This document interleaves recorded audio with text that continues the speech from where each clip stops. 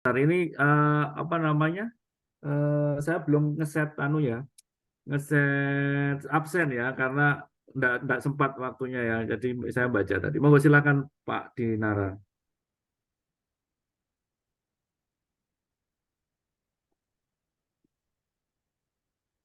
Baik, Bismillahirrahmanirrahim. Assalamualaikum warahmatullahi wabarakatuh. Waalaikumsalam. Selamat malam Pak Ardiono dan rekan-rekan sekalian. Mohon izin pada kesempatan malam hari ini, izin saya mempresentasikan terkait dengan jurnal ya, atau paper yang saya baca terkait dengan eh, machine learning, di mana dari jurnal yang saya baca ini berjudul High Precision Identification of Power Quality Disturbance Based on Discrete Orthogonal S-Transform Compressed Neural Network Method, di mana jurnal ini disusun oleh Muhammad Abu Bakar, Arfan Ali Nagra, dan rekan-rekan lainnya, di mana mereka tergabung dalam Department of Computer Science dari Lahore Garrison University Pakistan dan School of Technology and Innovation University of Vasa dari Finland. Di mana jurnal ini diterima di tanggal 21 Juli 2023 dan di-accept di tanggal 8 Agustus 2023 kemarin. Seperti itu. Baik, mungkin eh, untuk mempersingkat waktu, saya izin presentasikan bahwa terkait dengan latar belakang disusunnya jurnal ini, yang pertama terkait dengan tantangan terhadap kualitas daya yang semakin hari semakin besar, di mana kita ketahui bahwa beban nonlinear dan juga komponen-komponen dari sistem tenaga listrik yang semakin kompleks, salah satunya terkait dengan beban nonlinear, komponen elektrik daya, renewable energy, dan peralatan switching yang berbasis solid state seperti itu. Dan kemudian juga adanya isu terkait dengan kualitas daya yang semakin hari semakin menjadi perhatian, di mana terkait dengan komponen-komponen elektronik saat ini, di mana sekarang semakin sensitif dan juga terdapat metode-metode atau alat pengukuran kualitas daya yang semakin hari semakin canggih, sehingga hal-hal tersebut menjadi suatu concern baik dari sisi penyedia layanan tenaga listrik maupun dari sisi konsumen sendiri seperti itu. Dan juga terkait dengan kebutuhan listrik yang semakin hari semakin tinggi, di mana adanya kendaraan yang berbasis listrik, kemudian kompor induksi, dan peralatan rumah tangga lainnya. Seperti itu. Baik, saya lanjutkan bahwa terkait dengan eh,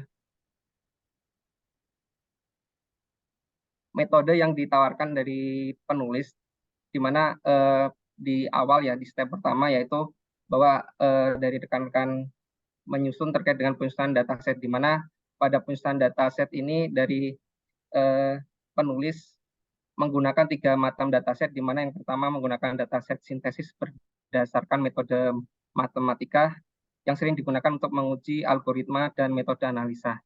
Dan kemudian metode dataset yang kedua yaitu dataset yang nyata yang diambil dari IEEE 1159.3 ya, di mana dari dataset tersebut mencakup terkait dengan informasi praktis mengenai gangguan pada power quality di sistem tenaga listrik.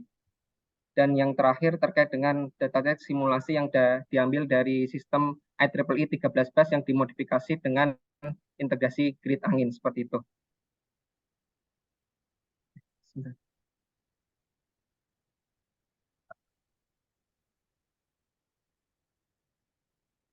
Baik, mungkin secara garis besarnya izin kami jelaskan bahwa terkait dengan dataset pertama, yaitu untuk gangguan power quality berbasis dengan model IEEE 13 basis sistem ini ada modifikasi terkait dengan model yang ditawarkan di IEEE 13 basis sistem ini, di mana terdapat penambahan grid tenaga angin. Dan kemudian dari data tersebut disimulasikan menggunakan aplikasi MATLAB dan Simulink, dan dari data tersebut kita dapatkan ada 12 jenis gangguan ya, di mana gangguan tiga fasa yang tunggal dan juga gangguan perangkap seperti itu. Baik, saya lanjutkan untuk data set yang kedua, yaitu menggunakan data sintetis atau buatan berbasis model matematika, di mana dari hasil ini didapatkan 9 jenis gangguan tunggal, 15 jenis gangguan double, dan 6 jenis gangguan triplet. Dan secara keseluruhan dari jenis gangguan ini terdapat 13 jenis yang nanti akan digunakan dalam proses analisa nanti seperti itu. Di samping itu juga dari penulis menawarkan terkait dengan dataset ini disimulasikan dengan menambahkan noise ya, di mana dengan noise ini dimasukkan dengan menggunakan 3 macam noise untuk 0 dB, 20 dB, dan 50 dB. Dan kemudian terkait dengan gangguan yang didapatkan dari IEEE Task Force 11593, di mana dari sana didapatkan terkait dengan nilai signal to noise ratio sekitar 45 dB. Kemudian dari data-data tersebut selanjutnya dibagi menjadi dua, di mana 70% dari data tersebut digunakan untuk training dan 30% untuk testing, seperti itu, Pak. Baik, selanjutnya untuk step kedua yaitu ekstraksi fitur, di mana pada proses ekstraksi fitur ini terdapat beberapa proses yang dilaksanakan, yaitu menggunakan discrete orthogonal transform atau DOST, seperti itu. Di mana penulis menyampaikan bahwa terdapat beberapa banyak sekali teknik terkait dengan pemrosesan sinyal, baik S-transform, FFT, STFT, dan lain sebagainya. Di mana salah satunya terkait dengan fitur-fitur disampaikan bahwa ST ini dapat digunakan untuk mendeteksi dan klasifikasi PQD atau gangguan kualitas daya yang efisien. Namun terdapat kelebihan dalam domain waktu frekuensi dan waktu komputasi yang lebih lama yang terkait dengan ST, berbeda dengan WT, wavelet transform. Oleh karena itu, para penulis memperkenalkan discrete orthogonal S-transform yang merupakan set ortogonal dari fungsi S-transform yang dapat membantu mengurangi beban komputasi di sini. Dan ia memetakan komponen M-point time series menjadi M-point frekuensi. Nah, sedangkan dari kompleksitas sendiri dari DOS ini adalah N log N, di mana lebih rendah dibandingkan dengan ST tradisional dan memerlukan memori yang lebih sedikit untuk perhitungannya. Jadi DST ini merupakan versi yang ditingkatkan dari ST yang bertujuan untuk meningkatkan kecepatan komputasi, akurasi klasifikasi, dan untuk khususnya pada klasifikasi gangguan PQ ganda seperti itu. Ini izin saya skip. Nah, alasan penggunaan DST ini dari penulis menyampaikan bahwa metode ini adalah kompleksitas untuk komputasinya adalah N log N, di mana lebih rendah dibandingkan ST tradisional. Juga ST maupun DST juga memberikan informasi waktu yang waktu frekuensi untuk data deret waktu. Namun perbedaan signifikan antara DST dan ST adalah ketiadaan redundancy pada DST yang menghasilkan gambar satu dimensi dari ruang waktu frekuensi. Selain itu, dalam DST, baik masukan maupun keluaran adalah N titik dan sample rate akan menurut pada frekuensi yang lebih rendah dan sebaliknya. Nah, ini untuk hasil dari ekstraksi fitur dengan menggunakan DOST dan FFT ya, di mana dalam gambar tersebut secara visual menggunakan fitur-fitur yang jelas yang ada di gambar yang dilingkari ini, di mana di sana terdapat fitur-fitur yang mungkin nantinya akan dapat digunakan untuk mempermudah proses pembelajaran mesin seperti itu. Dan kemudian di step ketiga yaitu adalah proses reduksi dan seleksi, di mana pada proses reduksi dan seleksi ini menggunakan compressive sensing, di mana dari penulis ini menyampaikan bahwa secara tradisional biasanya menggunakan teorema Nyquist, di mana untuk teorema Nyquist ini digunakan untuk mengambil sampel sinyal. Teorema ini menyatakan bahwa agar dapat melakukan sampel sinyal tanpa kesalahan, sampel rate harus 2 kali lipat dari komponen frekuensi tertinggi yang ada dalam sinyal. Kemudian compressive sensing ini adalah teknik yang baru dikembangkan. Secara umum, teori CS ini mendefinisikan bahwa sampel rate lebih rendah daripada sampel aslinya dari sinyal tersebut. Dan juga dalam penelitian ini, CS digunakan untuk mengevaluasi waktu pemeriksaan data PQDS dan mengurangi laju sampel serta ruang penyimpanan. Ini beberapa gambar terkait dengan pembuktian terkait dengan Nyquist theorem ya, di mana terkait dengan sampel rate yang digunakan itu minimal 2 kali sampel rate dari sinyal yang akan disampling seperti itu. Kemudian terkait dengan compressive sensing ini, CS dijelaskan sebagai pengurangan dimensi dan pemilihan fungsi dengan menerapkan CS pada klasifikasi peristiwa power quality dispute dan memungkinkan untuk meningkatkan efisiensi beban komputasi. Fitur analisis waktu DST juga membantu mengurangi beban komputasi seperti yang dibahas sebelumnya. Dan berikut terkait dengan gambaran terkait dimensi reduction ketika menggunakan compressive sensing ini seperti itu. Dan kemudian dari hasil reduksi fitur menggunakan compressive sensing adalah sebagai berikut, di mana sinyal masukan PQD mengalami pemrosesan diikuti oleh teknik ekstraksi fitur. Pada pemilihan seperangkat fitur yang sesuai sangat penting untuk untuk klasifikasi PQD yang akurat. Fitur yang dipilih dari metode yang diusulkan yaitu DOST dan CS dimasukkan ke dalam klasifikasi pemilihan mesin yang sesuai. Tujuan utamanya adalah untuk menyederhanakan data masukan dan mengurangi dimensi vektor. Ekstraksi fitur penting untuk akurasi klasifikasi indeks PQ. Untuk gambarannya Pak terkait dengan hasil klasifikasi, hasil kompresi menggunakan compressive sensing tersebut. Dan kemudian dari output DOST dan CS ini dari penulis menyusun terkait dengan fitur-fitur yang dapat diambil dari sana, di mana di sana terdapat 7 macam fitur yang nanti akan digunakan dalam proses klasifikasi jenis gangguan power quality. Yang pertama terkait dengan F1 ini merupakan data ketiadaan gangguan dalam informasi amplitude versus waktu. Dan kemudian data kedua yaitu terkait dengan kemiringan kurva fase, yang ketiga yaitu deviasi standar total magnitude terhadap spektrum waktu yang diperoleh dari matriks DOST. Kemudian energi dalam keluaran DOST dan CS. Kemudian yang kelima, distorsi harmonik total. Yang keenam yaitu kurtosis dalam keluaran DOST dan CS. Dan yang terakhir yaitu frekuensi yang diestimasi dari keluaran metrik DOST CS pada amplitudo maksimum. Nah, dari hasil reduksi menggunakan compressive sensing tersebut, jadi dari 7 fitur itu diambil dari tiap jenis gangguan, di mana tadi disampaikan bahwa terdapat 33 jenis gangguan, dan dari total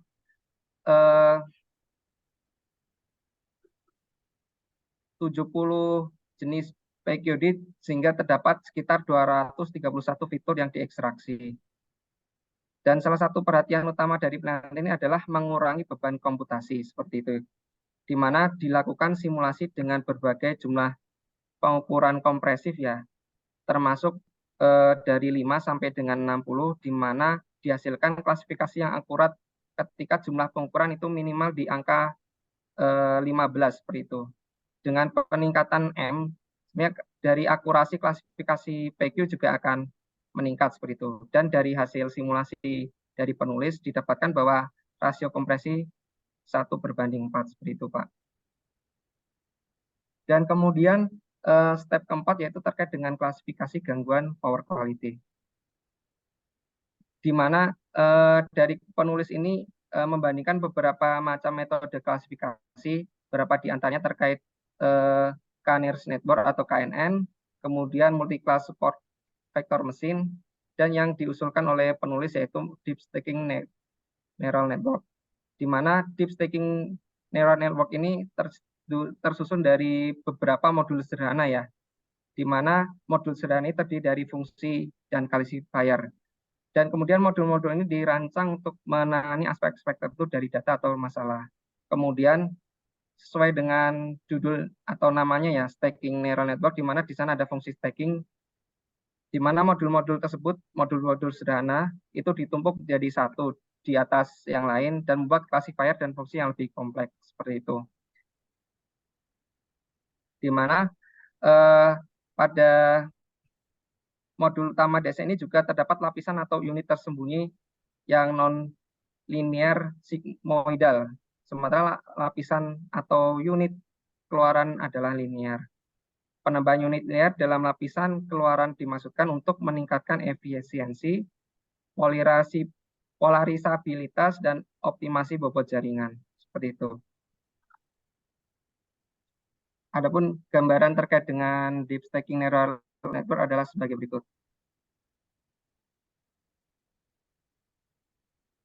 Kemudian terkait dengan komponen utama dalam satu modul sederhana yang tadi disebutkan, yaitu susunannya adalah sebagai berikut, di mana di sana ada input data, kemudian weight matrix, kemudian hidden layer, output weight matrix, dan juga prediction atau keluaran dari modul sederhana tersebut.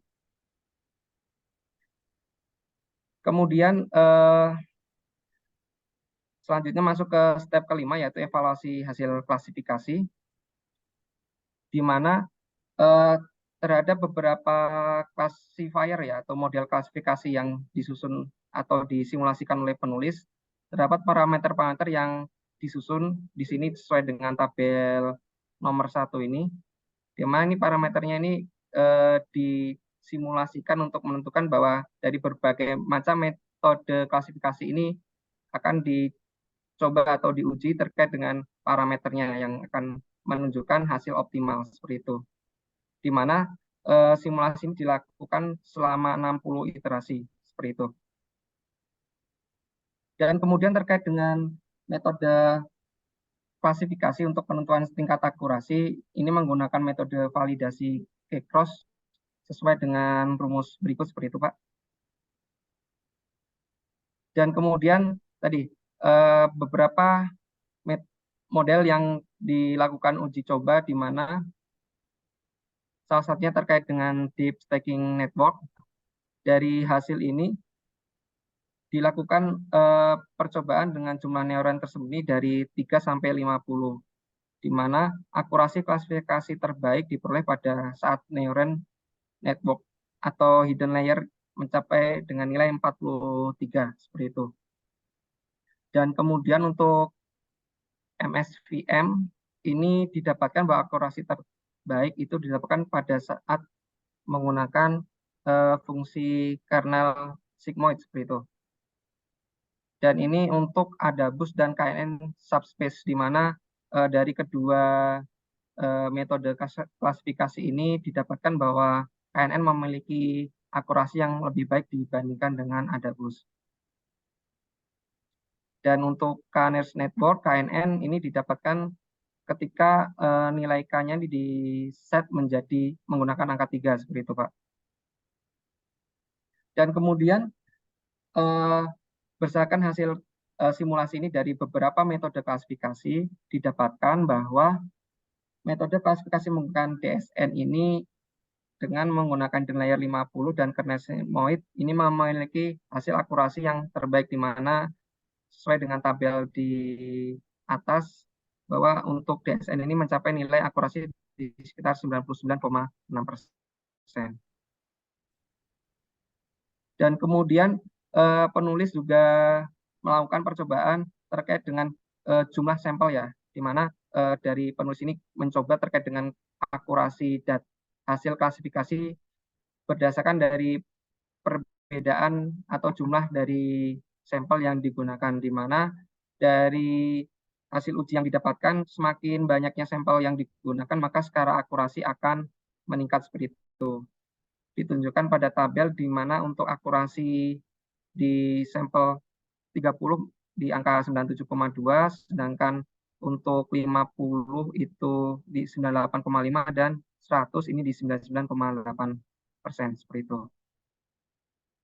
Dan di samping itu penulis juga melakukan percobaan terkait dengan efek ya dari adanya noise pada data terhadap dengan kemampuan klasifikasi, di mana dari hasil percobaan tersebut didapatkan bahwa semakin besarnya noise, otomatis ya secara akurasi akan semakin menurun ya. Namun dari sini didapatkan bahwa secara penurunan akurasi ini dari berbagai jenis gangguan power quality didapatkan hasil yang cukup baik, di mana untuk noise di 50 dB ini didapatkan hasil sekitar 99,8% seperti itu. Dan dari penulis pun juga mencoba klasifikasi terkait dengan jenis-jenis gangguan yang dicoba, yang disimulasikan dan hasil uji klasifikasinya, di mana dari percobaan ini memang didapatkan bahwa semakin kompleks data pengujian atau mungkin data gangguan yang ada, misalkan di sini terdapat triplet atau mungkin double, di mana datanya tidak hanya satu jenis gangguan seperti SEC with impulsive transient atau mungkin SEC with oscillatory transient. Ini memang memiliki efek pada proses klasifikasi, di mana pada saat semakin kompleks tersebut maka secara klasifikasi akan semakin menurun, namun secara persentase masih menunjukkan hasil yang baik seperti itu. Dan kemudian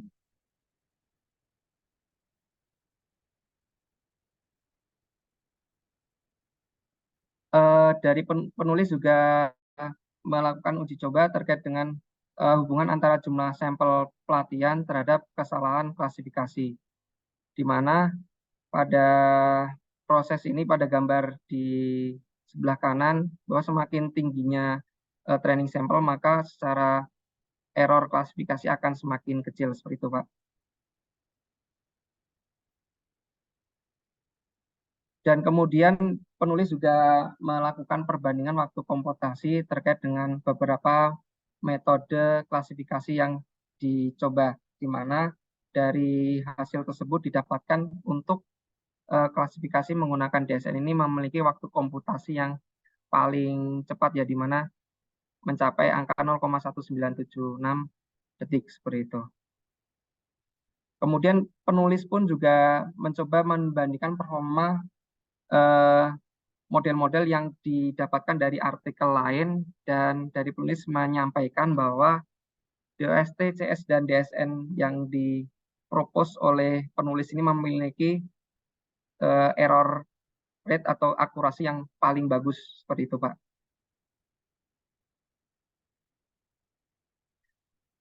Dan kemudian kesimpulannya yaitu dalam hal ekstraksi fitur, DST diukur lebih akurat dibandingkan dengan S-transform dan memiliki lokalitas waktu frekuensi yang lebih baik pada frekuensi rendah dan tinggi.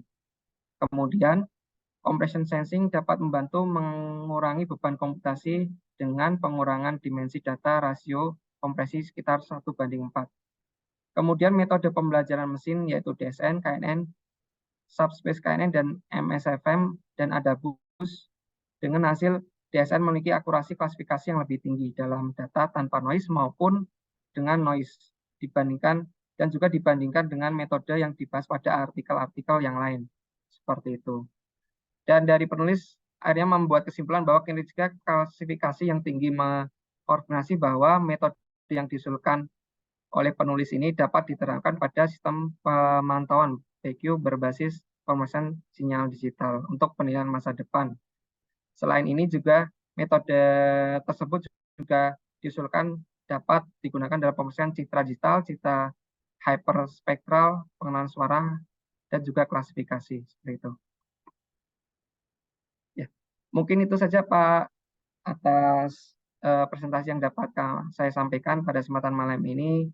Mohon maaf apabila dalam saya melaksanakan review jurnal mungkin banyak hal-hal yang mungkin kurang, dan mungkin karena ilmu yang baru saya miliki sekarang. Mungkin ada masukan atau arahnya. Terima kasih, Pak Ardiono. Oke, terima kasih. Memang ya, jurnalnya panjang ya, reviewnya ya. Ini panjang sekali ini. Ini 18 halaman ya. Ya, karena memang yang bersangkutan banyak yang dikerjakan ya. Banyak sekali yang dikerjakan ini. Ya. Jadi sebagai informasi pelengkap saja ya jadinya. Jadi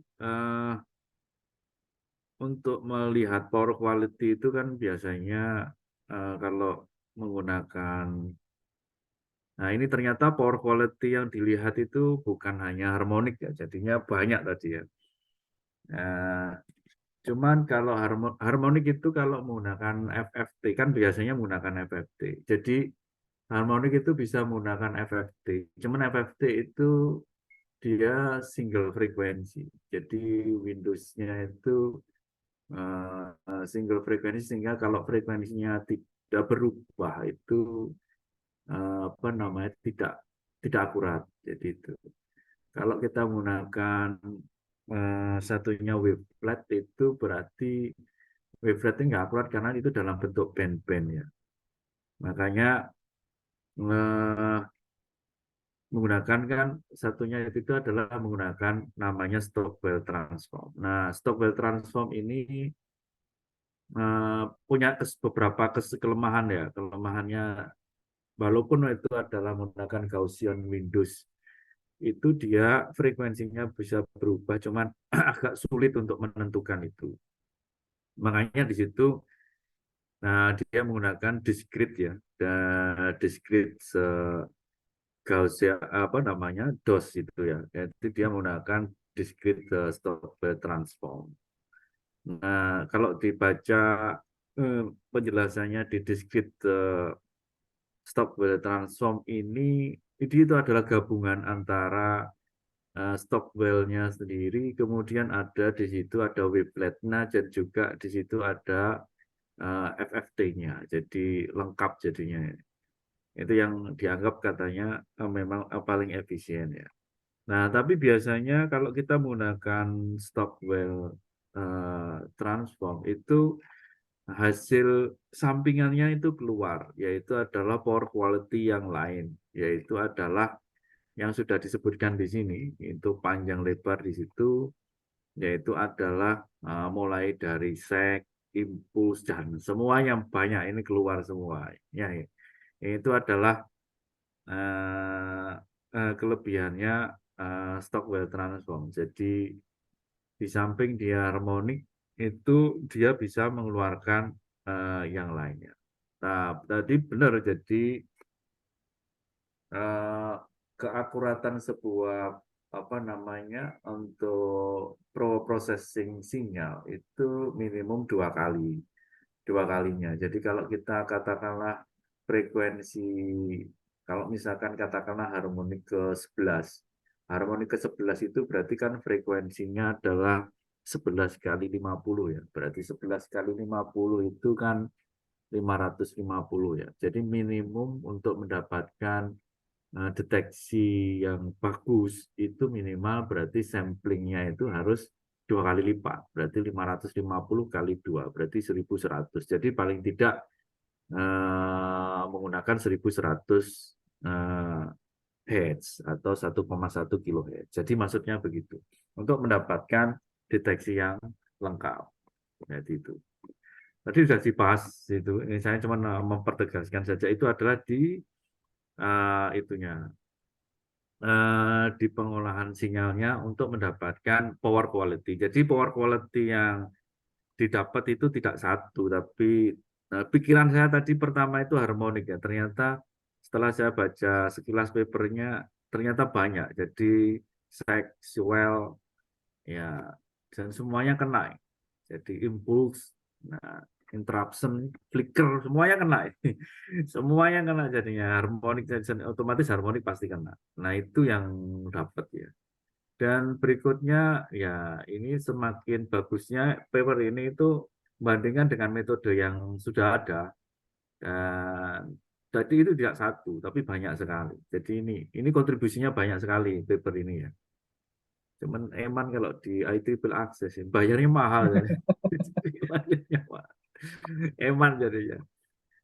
Ya, nggak tahu tapi kan ya yang publish ini harusnya di IEEE yang lain mungkin bisa masuk juga. Nah mungkin dia pengen cepet ya, pengen cepet. Kalau IEEE Access itu cepet sekali. Karena reviewernya pun makanya saya nggak mau jadi reviewer itu biasanya dikasih waktu cuma 1 minggu ya. Kadang 3 hari itu jadi di woro-woro. Soalnya ini bayar, bayarnya mahal sekarang. Bayarnya kan kira-kira itu besar, 35 juta. Ya. Mahal. Gitu. Baik, terima kasih ya. Cukup lumayan bagus ya. Jadi bisa memberi nambah teman-teman yang ilmu ya. Baik, terima kasih. Kita lanjutkan Ya, berikutnya. Eh, Izin saya yang share screen boleh ya Pak? Monggo silakan. Oke Pak. Oh mungkin bisa dijadikan co-host dulu Pak, izin Pak. Oh, tadi keluar ya? Keluar. Bentar, bentar, bentar. Bentar. Oke, silakan. Oke Pak.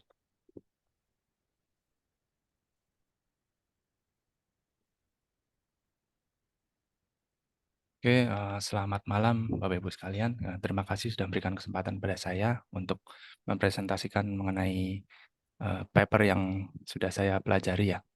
Di sini saya mengambil paper berjudul Tuntutan Short Circuit Fault Localization in Transformer Winding via Image Processing and Deep Learning Method. Ini penulisnya ada Aras Murad Zedeh dan kawan-kawan. Diambil dari IEEE Transactions on Industrial Informatics, volume 18 nomor 7 di Juli tahun 2022 ya. Oke, jadi di penjelasan awalnya ini sedikit dasar teori yang dijelaskan oleh penulis juga gitu ya. Fault pada power transformer sendiri, highest rate-nya itu yang pertama itu paling tinggi ada di OLTC ya, atau on load tap changer. Di sini besarnya itu 40%, kemudian di winding ini sebesar 30%. Dan sini penulis fokusnya ada di winding ini ya. Dan jenis fault pada winding ini ada beberapa macam ya. Dan di sini kategori besarnya itu ada mechanical fault dan juga electrical fault. Nah, kalau electrical fault mungkin Bapak Ibu sudah tahu ya, di sini ada short circuit. Jadi antar konduktor ini terjadi hubung singkat gitu ya. Sedangkan mechanical fault ini di papernya dijelaskan ada 3 jenis ya. Yang pertama ada radial deformation, axial displacement, dan displace variation. Dan ini bisa kita lihat di bagian trafo yang sehatnya terlebih dahulu ya. Di sini tergambar, di sini ada tank, kemudian high voltage winding ini yang abu-abu, kemudian low voltage winding yang orange, kemudian core ini di tengah ya. Nah ini core-nya di tengah, kemudian dikelilingi oleh low voltage winding, jadi ini melingkari core di sini, gambarannya seperti itu. Kemudian high voltage winding ini melingkari low voltage winding, kemudian di luarnya baru ada tank gitu ya. Nah ketika terjadi radial deformation ini contohnya di high voltage winding-nya ya. Winding-nya ini bergerak ya, bergeser, itu mengarah menuju ke pusat lingkarannya atau menuju keluar pusat lingkarannya. Ini yang radial deformation. Kemudian untuk axial displacement ini dia bergerak masih dalam satu poros lingkarannya ya. Jadi kalau di sini contohnya ini bergerak ke kanan kiri. Sedangkan kalau di space variation ini di disknya ini ada perubahan ya. Jadi dia mendekati antar disk atau bahkan menjauhi gitu ya. Ini untuk mechanical fault. Dan penyebabnya sendiri ini ada beberapa macam yang dijelaskan di papernya, ini ada 3 ya, yaitu improper transportation dan installation, kemudian natural phenomena dan physical injuries. Jadi semua ini misalnya terjadi transportasi yang kurang bagus gitu ya, jadi ada trafo di mobilisasi ya dari tempat A ke tempat B, itu kalau misal ada guncangan cukup parah itu akan menyebabkan mechanical fault ini. Begitu juga dengan yang lainnya ya. Natural fenomena misalnya gempa bumi atau petir itu kan juga bisa mengakibatkan guncangan gitu ya. Dan sini kenapa sih kok mechanical fault ini dibahas juga? Dan ternyata mechanical fault ini bisa menjurus ke arah nantinya short circuit. Jadi dijelaskan juga di paper ini dari mechanical fault ini ada AD ya, axial displacement, RD dan DSW ini. Di sini kan terlihat ya, contohnya aja di axial displacement ini ya. Ini kan ada pergeseran di sini, ini bisa mengarah ya, high voltage winding-nya ini menuju ke ground. Ini bisa jadi nanti semakin dekat ke ground ini ada kebocoran arus gitu ya. Jadi isolasinya semakin rendah. Begitu juga dengan yang lainnya ya. Jadi dimulai dari mechanical fault ini, kemudian ada short circuit dengan arus rendah gitu ya. Ini contohnya di sini short circuit interturn gitu ya. Kemudian di sini kan timbul panas ya ketika terjadi short circuit ini. Ketika terjadi panas, ini semakin lama kerusakan isolasinya ini semakin luas. Jadi short circuitnya semakin luas, kegagalan isolasinya semakin luas, hingga akhirnya nanti bisa jadi direct atau solid SC gitu ya. Dan kemudian dari penulis sendiri menjelaskan diagnosis winding-nya ini ada 4 macam gitu ya. Yang pertama yaitu impedance measurement. Ini jadi pengujiannya melalui trafonya di short itu ya. Kemudian diukur impedance di dalamnya. Kemudian transformer vibration assessment, ini dulu Pak Ardiono pernah jelaskan juga. Jadi ketika trafo itu beroperasi, itu kan ada medan magnet di dalamnya. Kemudian di sini medan magnet itu berubah-ubah gitu ya. Jadi terjadi vibrasi di trafonya. Kemudian partial discharge measurement ini sudah jelas ya. Ini mengukur keadaan isolasi dari trafonya. Kemudian frekuensi respon analisis atau FRA ini. Ini yang akan dijelaskan oleh penulisnya sendiri dan fokusnya di sini oleh penulis itu. Dan sini penjelasan mengenai FRA ya atau frekuensi respon analisis ini sebenarnya hasil FRA ini seperti sidik jari ya, dia menggambarkan identitas trafo sendiri. Jadi setiap trafo ini hasil FRA-nya ini bisa berbeda-beda gitu ya.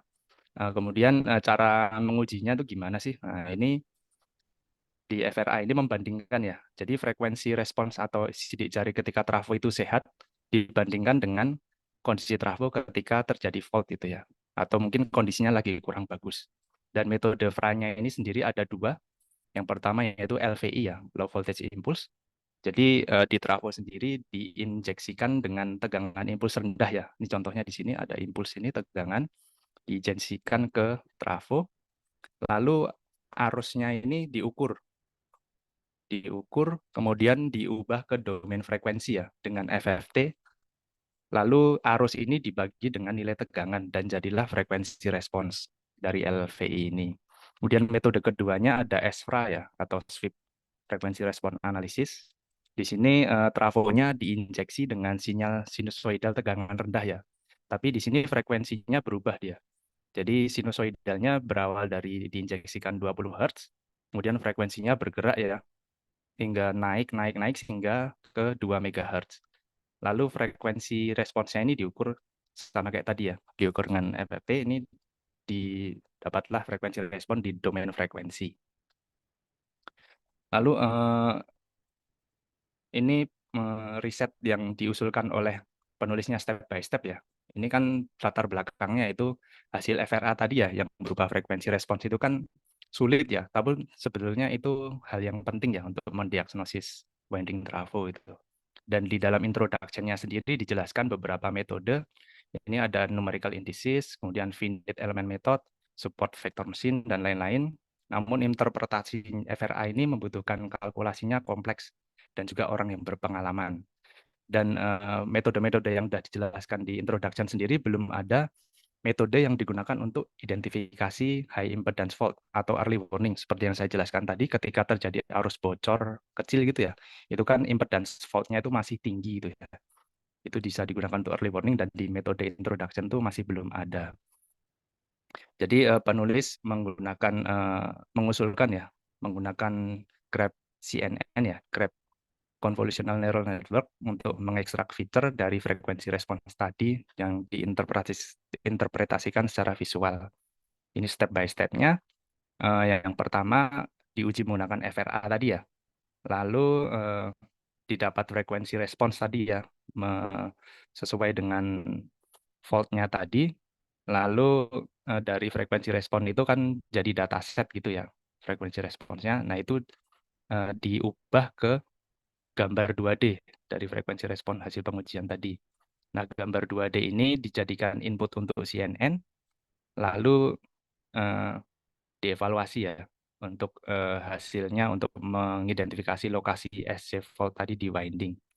Lalu untuk step ketiganya, ini menggunakan gambar 2D frekuensi respons lain ya, itu dimasukkan ke CNN yang sudah di training tadi, lalu bisa ditentukan ya exact location dari SC fault di winding yang baru ini nanti. Nah, ini untuk pendekatan ini ya, penjelasan tadi ya kan mengenai visualization metode ya, kemudian menggunakan CNN ya. Ini image processing based approach-nya terlebih dahulu yang dijelaskan oleh penulis. Jadi data visualization approach ini kan memegang peranan penting ya saat berkaitan dengan big data dan data analytics ya. Karena kan kalau kita melihat data secara langsung itu kan pusing gitu ya. Jadi kalau misal divisualisasikan dengan gambar itu kan lebih enak gitu ya. Ini bisa meningkatkan human understanding gitu. Kemudian data awalnya tadi kan yang di frekuensi respons itu berupa data numeris. Kemudian data numeris tersebut diplot menjadi gambar berwarna. Dan langkah detailnya itu seperti di bawah ini ya, di ABC ini ya. Jadi data numeris tadi yang dari frekuensi respons itu dijadikan ke square blocks di sini, square block yang gede ini ya, kotak yang gede.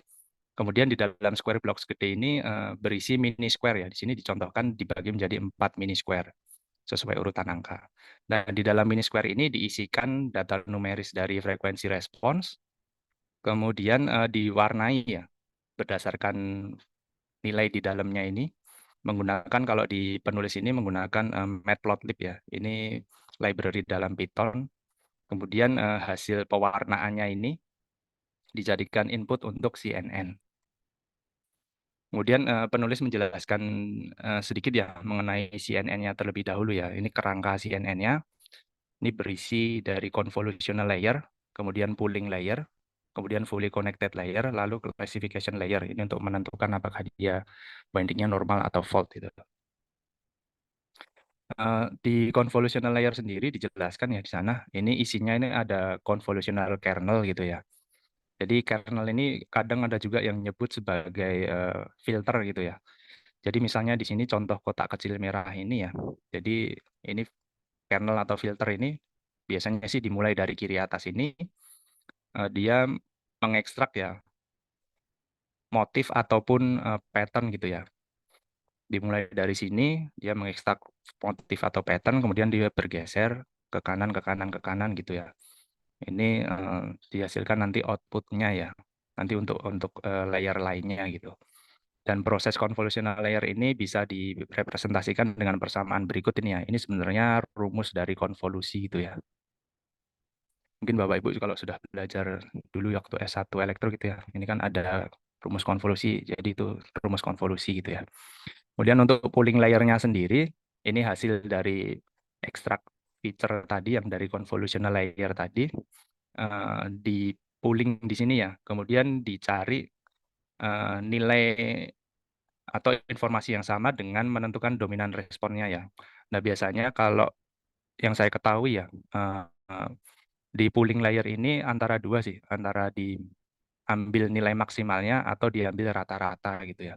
Tapi untuk yang di kasus di sini dia diambil max-nya ya, makanya nanti namanya itu jadi max pooling layer. Ini fungsinya bisa digambarkan sebagai berikut ini ya. Lalu untuk fully connected layer ini seperti neural network biasanya gitu ya. Nah, ini kalau di penulis sendiri ini bisa dianggap sebagai global function, tapi functionnya sendiri berbeda dengan pooling dan convolution ya.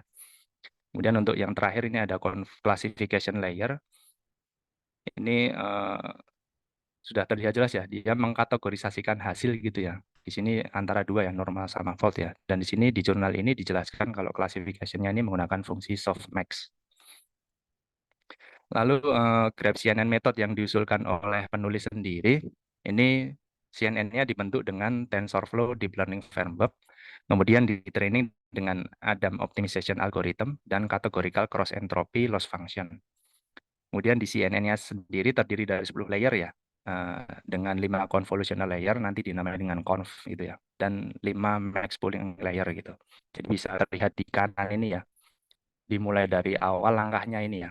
Seperti yang saya jelaskan tadi, tadi kan menguji menggunakan FA ya, lalu dimasukkan ke dalam square block yang berisi mini square tadi, kemudian mini square tadi diberi pewarnaan, lalu terjadilah gambar 2D ya dari pewarnaan tersebut, dan itu dijadikan input dataset. Kemudian input dataset ini dibagi dua, ini menjadi training sampel di sini, kemudian juga jadi testing sampel. Dan di training sampel ini seperti layer di sini ya. Ini dia melalui beberapa layer convolutional neural network ini dari conv 1, kemudian max pooling layer 1, conv 2, seterusnya sampai max pooling layer 5 ini. Kemudian di conv 1 dan conv 2 ini dia menggunakan kernelnya ukuran 32 dan activation function-nya menggunakan hyperbolic tangan ya. Kemudian pooling layernya menggunakan fungsi maksimal gitu. Kemudian untuk conv 3 dan 4-nya, dia menggunakan ukuran kernel 4 dan activation function-nya masih sama menggunakan hyperbolic tangan ya. Kemudian pooling layernya menggunakan maksimal juga. Dan yang terakhir di bagian convolutional layer 5 ini, dia menggunakan ukuran kernelnya 128 Dan activation function-nya ini menggunakan ReLU ya. Dan juga dropout layer-nya ini menggunakan 0,25 atau 25% ini untuk menghindari overfitting. Kemudian dari CNN-nya ini yang sudah di training, diuji menggunakan testing sample ya. Lalu menggunakan softmax classification, kemudian dievaluasi untuk lokasi fault-nya. Dan dari metode yang diusulkan penulis sendiri, ini penulis menggunakan 2 case studies ya. Jadi ada 2 case. Case pertama ini menggunakan pengujian LVI tadi ya, yang low voltage impulse, tapi dilakukan untuk simulated winding model. Dan di sini winding modelnya terdiri dari 20 section ya. Di sini lokasi fault-nya dibuat bervariasi dari mulai section 1, 2 hingga section 20. Kemudian nilai impedance-nya sendiri atau resistansinya ini dibuat mulai dari high impedance, nilai yang tinggi ketika terjadi SC awal-awal ya, kebocoran arus awal itu. Kemudian semakin tinggi intensitas SC-nya, kemudian kan resistansi dibikin menurun. Lalu ketika terjadi solid SC, resistansinya dibuat jadi 0 gitu. Kemudian pemodelan fault impedance ini sendiri menggunakan nilai resistansinya itu ada di 0, setengah, 1, hingga 24 ohm untuk ke-20 section-nya ini ya. Kemudian untuk yang case kedua, dia menggunakan metode SFRA tadi untuk experimental setup ya. Ini menggunakan trafo beneran gitu ya. Untuk trafonya sendiri dia menggunakan, sebetulnya trafonya ini 3 fase ya, tapi dia ambil hanya 1 fasenya aja dengan nameplate-nya ya 1600 kVA dan tegangannya 20 kV ke 400 volt. Ini sama juga SC volt-nya dibuat di beberapa lokasi. Tapi kalau untuk di experimental case ini sendiri dia menggunakan direct SC ya atau solid SC ya. Kemudian di salah satu disk-nya ini di HV winding ya, high voltage winding, salah satu disk-nya ini dibikin short gitu ya. Kemudian diubah-ubah letaknya, dimulai dari top, middle, hingga bottom-nya ini ya. Lalu di disk-nya sendiri ini dibagi menjadi 4 section SC ya. Tapi di tiap section-nya ini memiliki jumlah turn yang sama. Jadi tiap section-nya ini dinamai first section, second section, third section, dan fourth section. Dan pengujiannya ini hanya 1 section aja, misalnya 1 section, first section di top gitu, itu dilakukan pengujian, kemudian bergerak terus seperti itu ya. Jadi totalnya ada pengujian sebanyak 12 short circuit ya, karena 4 kali 3 ini ya. Kemudian ini hasilnya untuk frekuensi responsnya untuk case pertama tadi ya, yang model menggunakan LVI tadi ya, ini untuk diuji dengan 0 ohm. Ini yang hitam ini frekuensi respons yang sehat ya. Kemudian ini ketika terjadi fault di section 1, section 2 hingga ke section 20 di sini. Di sini penulis menjelaskan bahwa lokasi fault sendiri bisa mempengaruhi lembah sama puncaknya ini ya. Di sini pun juga terlihat ya, puncak sama lembahnya ini berubah-ubah ya ketika terjadi perubahan lokasi fault itu. Begitu juga dengan yang case kedua, ini juga sama. Ini yang hitam ini kondisi yang sehat ya. Ini kemudian terlihat juga ketika lokasinya diubah-ubah, ini puncak sama lembahnya berubah juga ya. Kemudian ini untuk kasus yang nilai impedansinya dinaikkan, turunkan gitu ya. Dan sini penulis sendiri menjelaskan bahwa ketika terjadi kenaikan resistansinya volt itu ya, semakin tinggi nilai impedansnya, dia puncaknya ini contohnya ngambil di sini ya, puncaknya ini semakin mendekati puncak dari kondisi sehatnya. Jadi diagnosisnya ini menjadi lebih sulit. Jadi menggunakan graf CNN ini oleh penulis diharapkan nanti bisa mendeteksi lokasi pasti SC fault-nya dan juga bahkan bisa dalam kondisi high impedance fault atau waktu masih early fault gitu ya. Dan seperti tadi yang sudah saya jelaskan, proses pertamanya tadi kan diuji, kan muncul frekuensi respons seperti ini, kemudian frekuensi respons ini diubah menjadi gambar 2D tadi ya. Nah, gambar 2D-nya seperti ini yang sudah dikasih pewarnaan. Nah, pada case pertama tadi ya, ketika impedance 0 ohm dan di LVI simulated model itu ya.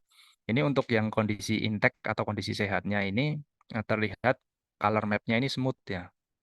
Gambarnya ini kuning sama hijaunya ini smooth gitu ya. Sedangkan ketika terjadi fault ini ya, itu gambarnya patchy, dia bilang itu. Jadi ini terlihat seperti rada acak gitu ya ketika terjadi fault. Kemudian untuk yang pada case kedua, ini kondisi sehatnya seperti ini. Kemudian kondisi fault-nya seperti ini ya. Jadi mungkin sulit kalau dibedakan dengan mata itu ya. Jadi untuk metode ini penulis sendiri mengekstrak ya, eh, membandingkan ya antara kondisi fault sama intake ini, kemudian diekstrak kondisi yang berbedanya. Jadi dilihatlah di sini ada perbedaan di sini contohnya ya, ini di sini, di sini, di sini. Jadi diambil perbedaannya saja gitu ya, diekstraknya. Dan juga untuk kasus yang pertama tadi, untuk yang tadi ya, itu juga sama walaupun bisa terlihat oleh mata ya perbedaannya smooth sama patchy tadi, tapi ini juga diobservasi menggunakan teknik yang sama ya tadi graph CNN itu ya, pada setiap lokasi fault-nya. Kemudian tadi kan awalnya kan dimulai dari frekuensi respons, kemudian diambil gambar 2D-nya, kemudian gambar 2D tadi kan dijadikan dataset gitu ya. Dan di sini datasetnya tadi dibagi dua untuk training dan testing dan validation. Dan trainingnya ini menggunakan 70% dari jumlah dataset tadi. Sisanya 30% nih untuk testing dan validation. Kemudian tadi pada setiap case, lokasi fault ini dianggap sebagai kelas atau target number. Jadi untuk case yang pertama tadi ada 20 classes, dan case 2-nya ada 4 classes. Kemudian evaluasinya dari penulis sendiri menggunakan metrik ini ya, akurasi dan F1 score metrik ya. Jadi mungkin seperti yang tadi ya, presentasi sebelumnya, ini rumusnya juga sama sih. Ini menggunakan confusion matrix ya. Kalau akurasi ini nilai dari yang jumlahnya yang memiliki true positif dan true negatif dibagi total datanya. Sedangkan F1 score ini fokusnya lebih ke true positif dibandingkan dengan yang vertikal sama horizontalnya di true positifnya ini. Dan semakin tinggi akurasi dan F1 score ini semakin baik ya. Kemudian untuk yang deteksi dini atau early fault tadi, SC fault tadi, ini diuji menggunakan 50, 100, dan 150 ohm. Tadi kan kalau yang awal tuh 0, setengah sampai 24 ohm. Kalau ini nilai tingginya 50 sampai 150 ohm. Ini pada simulated winding. Ini dihasilkan untuk normal mode CNN. Ini jadi dibandingkan ya. Tadi kan namanya graph CNN atau visualization CNN. Ini dibandingkan dengan normal mode. Kalau normal mode ini memiliki akurasi 964,1, F1 score-nya 96%. Kemudian untuk yang dipropose oleh penulis menggunakan visual ini, akurasinya 98,27, F1 score-nya 98. Jadi kalau dibandingkan metode yang diusulkan penulis ini cukup baik ya untuk mendeteksi SC fault pada winding, bahkan untuk early detection-nya itu ya. Dan ini untuk tadi kan untuk yang high impedance ya. Ini untuk yang low-nya, ini pada simulated case atau case pertama, ini yang case keduanya. Ini dibandingkan ya, ini banyak metode. Ini ada normal mode CNN, ini visualization ini yang diusulkan penulis, kemudian multi-layer perceptron, support vector machine, ini ternyata didapat yang paling tingginya itu ada di CNN visualization ini. Akurasi di case pertama ini 98,33, F1 score-nya 98. Bahkan untuk yang experimental case-nya ini 100% ini akurasinya dan F1 score-nya 100%. Kemudian conclusion-nya atau kesimpulannya, ini penulis mengusulkan teknik interpretasi FRA ini menggunakan ini ya, metode image processing dan deep learning tadi. Kemudian metode ini diaplikasikan pada simulated ladder model winding untuk case pertama tadi, dan juga trafo distribusi ya, ini untuk yang case kedua. Lalu pada setiap fault, frekuensi respons dikalkulasi, kemudian ditransformasikan menjadi gambar 2D, kemudian diinterpretasikan dengan visualization method dan algoritma CNN. Lalu hasil evaluasinya, akurasi dan F1 score, ini untuk mengidentifikasi lokasi fault, ini metode yang diusulkan penulis ini lebih baik daripada metode lainnya, normal mode CNN, MLP, dan SVM ini. Dan kemudian untuk deteksi dini SC atau early fault tadi, di simulated winding, akurasi dan F1 score-nya yang diusulkan penulis ini nilainya 98,27 dan 98%. Jadi sekian untuk presentasi dari saya. Terima kasih. Mungkin kalau ada banyak salah, mohon maaf. Dan mungkin kalau ada yang perlu dikoreksi, monggo saja. Sehingga untuk Ini juga ya pembelajaran untuk saya juga. Terima kasih. Selamat malam. Waktu saya kembalikan ke Pak Ardiono. Baik, terima kasih Pak Satria ya. Eh, saya hanya komentar ya, penjelasannya bagus ya, jadi tidak masalah. Jadi cuman apa namanya, sebagai tambahan saja. Jadi kebetulan ini kan menggunakan frekuensi respon, tapi mirip. Jadi frekuensi respon ini ada yang meneliti juga. Kebetulan kalau di ITS, di Elektro itu grupnya Pak Dimas Anton ini. Dia short Tuten ya kan. Ini kan short Tuten itu apa, antara belitan trafo satu dengan ya. Kalau misalnya belitan trafo katakanlah dibelitkan 1000 gitu ya. Nah, itu belitan ke satu dengan kedua dan seterusnya. Jadi itu namanya short Tuten.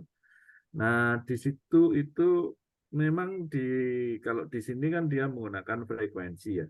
Nah, memang yang dilihat itu frekuensi dari baik arus atau tegangan. Makanya kita lebih melihatnya itu bisa juga spektrum frekuensi ya. Nah, spektrum misalkan spektrum arus ya. Jadi arusnya itu kan membuat frekuensi yang berbeda-beda. Nah, itu kalau kita lihat pakai Stockwell ataupun misalkan pakai metode yang lain ya, atau pakai Stockwell ataupun itu nggak kelihatan biasanya. Tapi biasanya yang kelihatan itu yang dicoba teman-teman biasanya, atau di paper juga sudah publish di paper ya, itu dia menggunakan ini, menggunakan wavelet. Wavelet itu kan lebih lebar nanti frekuensinya, sehingga kita bisa mengecek nanti density-nya. Jadi power density-nya beda-beda biasanya. Nah, di situ kelihatan yang normal sama enggak. Nah, dari situ baru nanti masuk di klasifikasinya, yang ini bagus atau enggak. Jadi bisa mirip dengan metode frekuensi ini kan dilihat frekuensi ke apa namanya, perbedaan frekuensinya ya. Jadi itu sama, itu spektrum. Ini kan sebenarnya spektrum arus atau tegangan yang menampilkan frekuensi yang berbeda. Itu adalah yang menggunakan frekuensi. Nah, ini adalah analisis frekuensi. Tapi ada juga analisis yang menggunakan spektrum arus atau tegangan ini, tapi dilihat dari modelnya adalah pengolahan sinyalnya pakai wavelet. Itu ada ya. Nah, ini belum tahu keunggulannya yang mana, tidak tahu. Yang mana bandingkan. Itu sekedar info saja. Mungkin kalau dengan penelitian bisa seperti itu. Cuman yang susah itu nyari datanya. Jadi, kalau teman-teman di lab itu biasanya jadi beli trafo begitu, beli trafo yang kecil-kecil, yang kalau besar kan susah. Habis itu di short circuit kan gitu. Memang sengaja turnnya itu di short circuit kan. Jadi turn 1 ke 2 atau ke berarti, jadi biasanya di nguncinya dari satu short turn, terus kemudian 2 short turn, 3 short turn dan seterusnya. Biasanya nguncinya begitu. Nah, cuman mainnya dia kan ngukurnya itu harus hati-hati. Kenapa? Karena itu kan short circuit harusnya kan juga besar ya, lumayan lah. Itu nanti kalau oskiloskopnya nggak dijaga, itu jebol. Kemarin itu ya ada beberapa oskilosnya sering jebol jadinya di teman-teman itu. Karena ya mahasiswanya kadang itu ya kurang care kan. Makanya hati-hati nanti kalau memang eksperimen beratnya itu ya itu jadinya di peralatan dan sebagainya, itu kan security-nya harus jelas. Jadi kalau enggak ya jebol-jebol terus ya nih. Osiloskop 4 channel itu lumayan, harganya kan yang lumayan itu kan sekitar 10 jutaan. Berarti ya sekali jebol ya 10 juta habis. Nah, begitulah namanya mencari ilmu yang siap begitulah. Nah, itu memang caranya memang begitu. Jadi ada yang ini frekuensi mungkin yang sebenarnya spektrum frekuensinya berbeda. Jadi short circuit itu kan membuat frekuensi yang berbeda-beda. Nah, itu yang mau ditangkap. Jadi itu. Nah, entah nanti analisisnya dengan menggunakan spektrum frekuensi ataupun dengan yang lain. Tapi sebenarnya basicnya adalah pengen dicari adalah frekuensinya yang paling kelihatan gitu. Oke, makasih Pak Lufian. Ya, Pak, makasih, Pak. Baik, kita lanjutkan ke berikutnya. Siapa? Boleh Pak, saya Pak. Monggo silakan. Nah, Oh, sudah jadi. share screen dulu ya Pak. Oke, siap. Ya.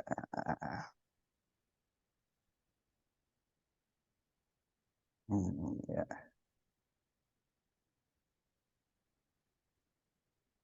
Oke Pak. Ya, selamat malam Pak Ardi dan rekan-rekan teman sekalian. Eh, Malam ini saya ingin mempresentasikan tentang jurnal dari rekan-rekan di program studi Matematika UIN Sunan Ampel Surabaya yang dengan nama Bunga, Dina, Dian, serta Fajar penelitinya sebagai peneliti. Jurnal ini dikirim pada Oktober 2021, disetujui 2022 dan dipublikasikan Mei 2022. Judul dari paper jurnal ini adalah prediksi besar daya listrik tenaga gelombang laut metode oscillating water column PLTGL OWC di Banyuwangi menggunakan extreme learning machine. Oke, pendahuluan dari penelitian ini adalah penggunaan energi yang berasal dari bahan bakar fosil dapat menyebabkan krisis energi global jika digunakan secara terus-menerus.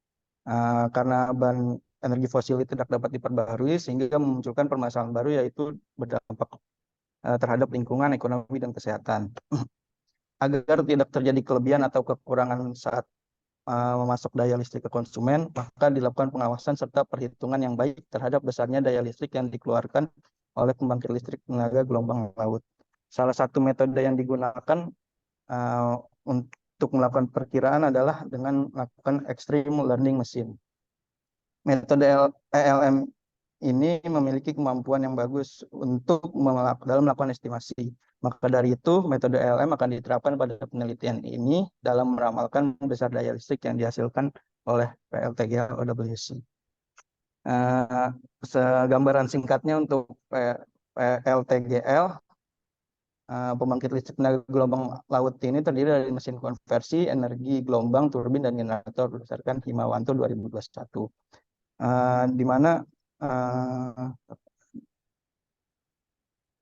Di mana untuk menghitung besarnya energi listrik yang dihasilkan oleh PLTGL OWC dapat dilihat pada persamaan berikut. Ini bentuk persamaannya. Dan untuk metode penelitian pada penelitian kali ini melakukan dengan extreme learning machine. Extreme learning machine sendiri ialah suatu metode pembelajaran yang berupa artificial neural network, yaitu extreme learning machine. ALM merupakan artificial neural network feed forward yang dikenal dengan istilah single hidden layer feed forward neural network. Tujuan dari metode ALM ini adalah untuk mengatasi kelemahan yang terdapat pada neural network feed forward, terutama dalam hal learning speed. ALM dinilai memiliki kemampuan learning speed yang cepat karena parameter yang terdapat pada ALM dipilih secara acak. Selain itu, ALM juga mampu menghasilkan good generalization performance berdasarkan Fikriya et al. 2017.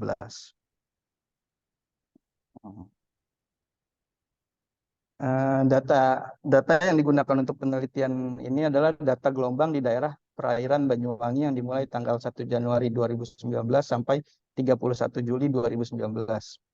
Data gelombang yang digunakan pada penelitian ini meliputi tinggi, periode, panjang, seperti yang ditunjukkan pada sampel data gelombang ini. Data yang didapatkan kemudian diprediksi menggunakan metode extreme learning machine. Langkahnya ditunjukkan oleh gambar berikut. Data gelombang dilakukan normalisasi, kemudian ini prediksi menggunakan ALM, ada training data, testing data, ALM training, optimum model, ALM training, result, dan normalisasi. Nah, berikut langkah-langkah perhitungan metode ALM. Pertama, proses normalisasi data. Normalisasi data bertujuan untuk merubah nilai data agar range yang memiliki range yang sama. Kira-kira seperti ini untuk rumusnya. Kemudian masuk ke proses training, ada inisialisasi nilai input, weight, dan bias secara random. menghitung nilai output hidden layer menggunakan persamaan berikut. Kemudian menghitung fungsi aktivasi hasil output hidden layer. Kemudian transpose nilai matriks hasil output hidden layer yang menggunakan fungsi aktivasi sigmoid biner. Kemudian dikalikan nilai output hidden layer dengan nilai output hidden layer yang telah ditranspose. Kemudian menghitung persamaan Moore-Penrose pseudo inverse untuk mencari bobot optimal dengan menggunakan persamaan. Setelah itu ada proses testing.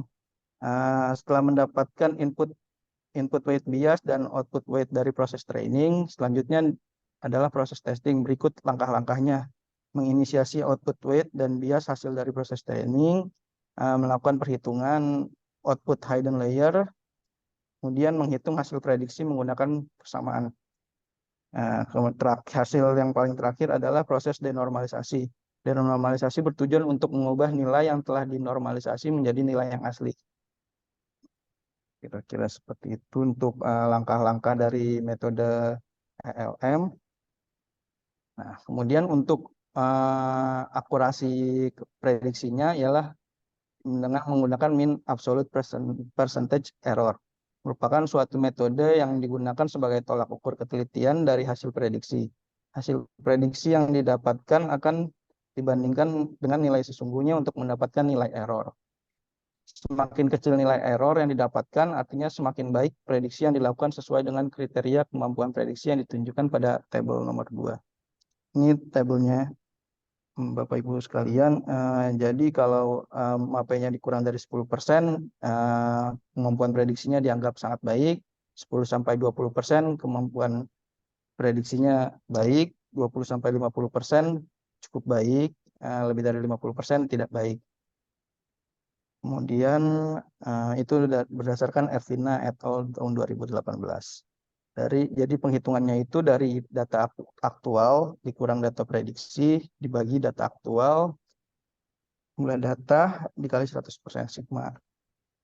Ya, kemudian ini hasil dan pembahasan dari penelitian tersebut. Peramalan daya listrik yang digunakan penelitian ini pada bulan Juni sebagai data training dan pada bulan Juli sebagai data testing. Peramalan dilakukan untuk meramalkan besar daya listrik 1 hari ke depan dengan menggunakan data 1 hari sebelumnya dan memisalkan luas chamber pada PLTGL OWC sebesar 35 meter square. Pada penelitian ini peramalan dilakukan per parameter dengan beberapa kali percobaan jumlah nodes hidden layer yang berbeda dan didapatkan pada hasil seperti pada tabel nomor 3. Ini ada tinggi gelombang, periode gelombang, dan panjang gelombang. Ini nodes hidden layer-nya, kemudian ini hasil dari MAPE-nya. Kemudian di tabel nomor 4 dijelaskan hasil uji coba prediksi daya listrik tersebut. Ada 7 kali percobaan. Dapat dilihat hasil prediksi beban daya listrik terbaik didapatkan model ELM dengan hidden nodes sebanyak 100 dengan hasil sebesar 2,3367%. Dari tabel 3 dan 4 juga dapat dilihat bahwa jumlah node pada hidden layer tidak mempengaruhi besar kecilnya error karena nilai bias dan input weight didapatkan secara random atau acak. Grafik perbandingan data aktual dan hasil prediksi menggunakan jaringan arsitektur ELM paling optimal dapat dilihat pada gambar nomor 2. Nah, ini berupa gambar nomor 2-nya. Grafik perbandingan beban daya listrik, yang warna biru ini data aktualnya, yang merah ini data prediksinya, jadi tidak terlalu berbeda jauh lah, tidak terlalu signifikan, hasil yang signifikan. Trennya hampir sama. Maka dari itu dapat disimpulkan bahwa dari hasil penelitian ini nilai prediksi yang dihasilkan tidak berbeda jauh dengan data aktual. Kemudian ya ini kesimpulannya dari penelitian ini, prediksi besar daya listrik yang dihasilkan oleh pembangkit listrik yang memanfaatkan tenaga gelombang laut menggunakan metode extreme learning machine dengan beberapa kali percobaan yang dilakukan dengan metode menggunakan jumlah nodes pada hidden layer berbeda. Dapat diketahui bahwa percobaan dengan 100 nodes hidden layer memiliki nilai paling optimal, yang menghasilkan nilai MAP sebesar 2,3367%. Prediksi ini dikatakan baik karena memiliki nilai MAP kurang dari 10%, seperti yang sesuai dengan sumber dari Ervina et al. Ini merupakan tabel acuannya. Kemudian kira-kira seperti itu sih Pak, presentasi tentang pembedaan paper pada kali ini. Mohon kritik dan koreksinya dari Pak Ardi serta rekan-rekan sekalian, karena kebetulan saya masih newbie di bidang elektro ini. Terima kasih Pak. Baik. Nggak betul Pak Aditya ya. Jadi kebetulan yang ya nggak apa-apa Pak Aditya menggunakan jurnal ini karena memang sama jurnal kalau seminar saya tolak. Cuman jurnalnya kan apa namanya quality jurnalnya kan tidak high seperti yang lain ya. Jadi nilainya berbeda dengan yang lain. Ya, Jadi nggak ya, apa-apa. ya, jadi teman-teman tadi kan jurnalnya hack jadi susah-susah itu. Jadi bongkarnya itu susah sehingga apa namanya nilainya berbeda jadi begitu. Jadi Betul Pak. ya, jadi jadi nggak apa-apa. Jadi teman nilainya nggak maksimal. Jadi terus Iya Pak. kemudian di jurnal ini kan kalau jenengan lihat banyak ya, jadi banyak kelemahannya sehingga metodenya kan cuman dia bandingkan dengan hasilnya dia sendiri dengan real ya, tidak dibandingkan dengan metode yang lain. Satu, yang kedua apa namanya extreme learning machine itu biasanya digunakan untuk yang ini apa istilahnya di situ adalah yang online ya sistemnya. Jadi dia biasanya untuk prediksi yang cepat, sedangkan yang prediksi yang offline itu biasanya lebih menggunakan dia adalah akurasi yang tepat, biasanya menggunakan backpropagation atau apa biasanya itu. Terus, nah data-datanya panjang, jadinya berapa tahun begitu. Karena ini mungkin kan ini nggak perlu di cluster ya, mungkin karena apa namanya ini kan masih prediksi dari gelombang, sebenarnya kan tinggi gelombang. Sedangkan energi itunya kan baru hitungan ya jadinya. Nah, kalau pas itu biasanya kita apa namanya real ya, jadi apa namanya data realnya. Biasanya itu kelemahannya di jurnal-jurnal yang kita punya. Tapi kadang ada di jurnal yang kita punya itu bagus. Jadi kebetulan ini banyak kelemahannya itu. Ya enggak apa-apa. Jadi kita Iya banyak Pak. belajar di situ ya. Saya coba bedah jurnal yang lain gitu Pak, cuman karena basic saya jauh dari elektro, saya malah bingung sendiri Pak. Basicnya di mana sih dengan? Saya geologi Pak, Oh, geologi. makanya saya pas bedah jurnal yang lain saya bingung gitu. Aduh, udah saya coba cari Kalau yang coba, sedikit saya kalau mengerti ini kan, gitu Pak. kalau ini kan luas ini Pak. Jadi apa namanya apa apa istilahnya neural network dan apa namanya dan teman-temannya itu kan bisa diaplikasikan di mana saja. Sampai cari jurnal geologi tapi yang anu yang bidangnya itu. Nah, itulah. Betul Pak. Betul Pak, tapi kan karena saya masuk ke elektro nih, saya yang harus menyesuaikan ke elektro, jangan gitu Pak. Jadi kalau saya cari geologi, saya kayak nggak kuliah di elektro Ya, gitu Pak. Jadi saya berusaha buat cari yang cari yang di elektro lah gitu Pak. monggo Jadi nggak apa-apa pasti lah. banyak kekurangannya karena saya pas baca pun bingung. Kalau ini Jadi kan mohon maaf mirip-mirip Pak. ya. Jadi ada masih ya, ada ilmu fisikanya soalnya. Iya betul Pak. Jadi mohon maaf Pak kekurangannya Pak. Nggak apa-apa. Emang namanya belajar itu kan begitu. Iya, Pak. Eh, ya, baik. Ye. Ada lagi? Monggo, silakan.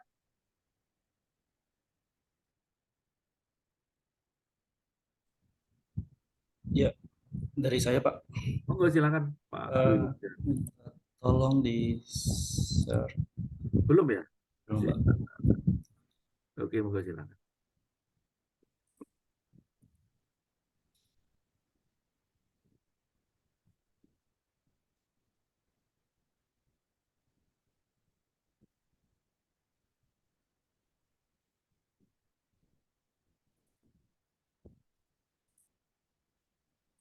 Oke.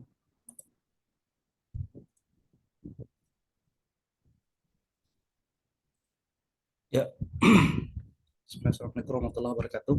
Selamat malam Bapak-Bapak semuanya.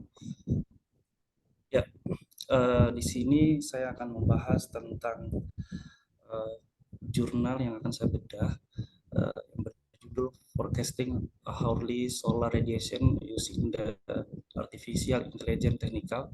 Ini data publikasinya di tanggal 24 September 2021, ditulis oleh si Buzor and Obera dan kawan-kawannya. Untuk perkenalannya, pada dasarnya mungkin kenapa saya mengambil dari judul ini karena memang perkembangan dari renewable energy ini sudah begitu pesat di dunia ini, dan yang jadi masalah adalah ketika pembangkit dari renewable ini udah terinterkoneksi dengan pembangkit-pembangkit yang lainnya, dan yang menjadi masalah adalah mengganggu sistem grid itu sendiri. Ya, salah satu contohnya pembangkit dari solar farm atau wind farm sendiri, dan salah satu faktor bagaimana cara menurunkan masalah ketidakstabilan sistem ini adalah dengan cara forecasting. Nah, di sini dari jurnal ini menulis tentang bagaimana memperkirakan radiasi matahari setiap jam di kota Johannesburg dengan memiliki modul jaringan-jaringan seperti LSTM Network, CNN, Conf, LSTM, SVR, SJBOS, dan RF. Nanti dari banyaknya model jaringan ini akan dibandingkan per masing-masing item jaringan, manakah nilai dari NRMSE-nya yang paling kecil, sehingga metode itulah yang paling bagus dalam memperkirakan atau memforecasting dalam pembangkit tenaga surya. Khususnya di sini dalam penulis dia lebih khusus mengambil renewable energy untuk solar farm system. Ada dua metode yang digunakan dalam jurnal ini. Yang pertama metode dari ML methods atau machine learning methods.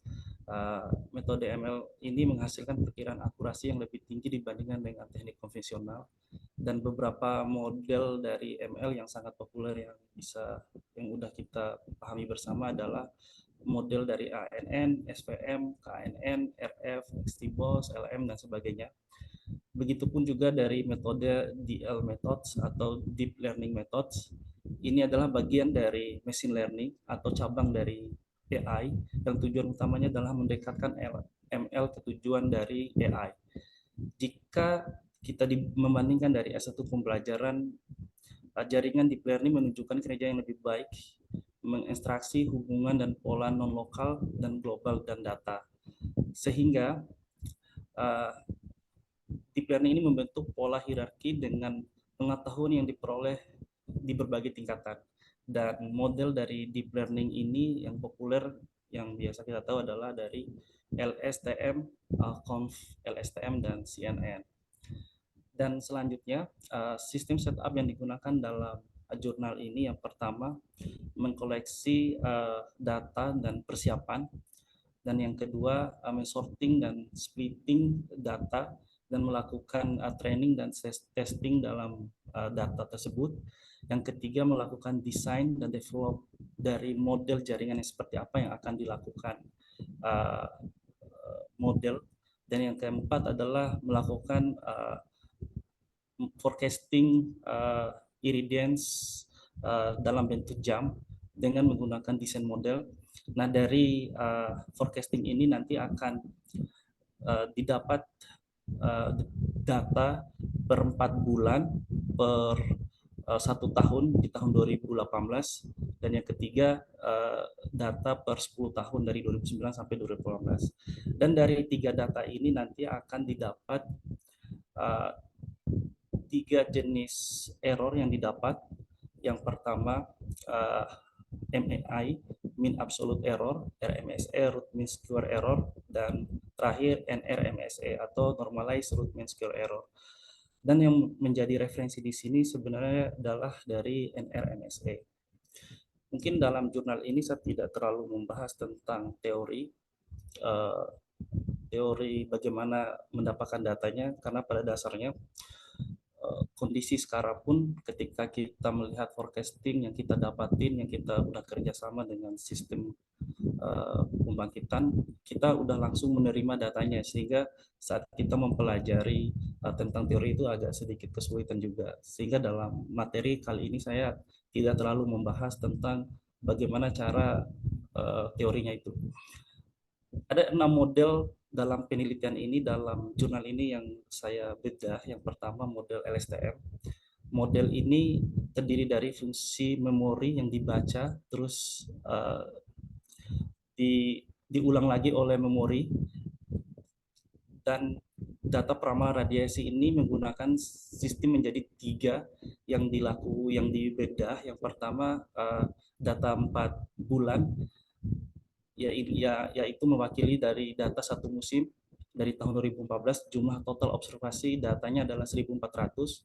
Data penelitiannya mencakupi 80% dari keseluruhan kumpulan data, atau dilatih pada 50 epochs atau 50 periode seperti dalam gambar sebelah kanan ini, sehingga diperoleh NRMSE-nya itu sebesar 21,82% dengan grafik yang diplot. Proses ini dilakukan kembali kalau kita menggunakan 100 periode dengan jumlah data yang sama, maka nilai RMSE-nya itu turun menjadi 16,58. Lanjut ke data yang kedua, menggunakan data 1 tahun di tahun 2018 dengan jumlah data 5461 dengan cakupan 80% dari keseluruhan data dengan metode 50 period, maka didapat data sekitar 8,8% dengan grafik. Tapi kalau kita mengulangi lagi, menambahkan period data errornya menjadi 100, maka nilai dari normal root mean square errornya turun menjadi 4,72% dengan 100 period. Yang ketiga, data dengan 10 tahun dari 2009 sampai 2018. Di sini total data yang digunakan adalah 45.000 dengan 80% dari total data aset, sehingga rasio errornya adalah menjadi 3,8%. Seperti pada gambar ini. Kalau kita bandingkan dengan 3